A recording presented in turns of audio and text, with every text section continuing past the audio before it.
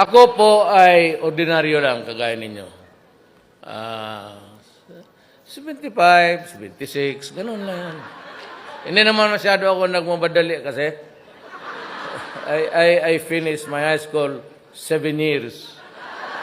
Sabi ng nanay ko, Rodrigo, matapos ka kaya? Anong high school? Sabi ko, wala man tayong pagmadalaan dito sa buhay na to.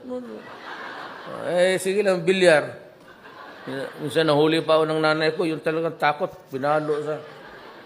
Ganon-ganon, Kaya yung nanay ko kung buhay ngayon, idemanda ko ng child abuse. Talaga.